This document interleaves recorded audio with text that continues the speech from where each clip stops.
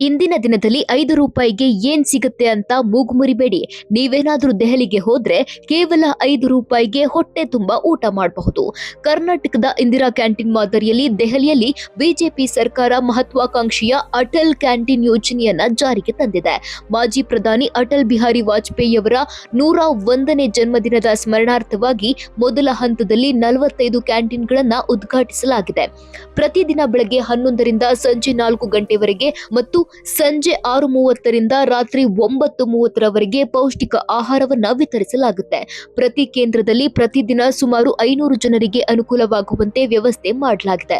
Atal canteen ಯೋಜನೆಯಡಿ ಕೇವಲ 5 ರೂಪಾಯಿಗೆ ನೀಡಲಾಗುವ ಪೌಷ್ಟಿಕ ಥಾಲಿ ಸಂಪೂರ್ಣ ಸಮತೋಲಿತ ಆಹಾರವಾಗಿದ್ದು, ಇದರಲ್ಲಿ ಬಿಸಿ ಬಿಸಿಯಾದ ಅನ್ನ, ರುಚಿಕರವಾದ ಬೇಳೆ ಸಾರು ಮತ್ತು ಮೃದುವಾದ ಚಪಾತಿಗಳನ್ನ ನೀಡಲಾಗುತ್ತೆ.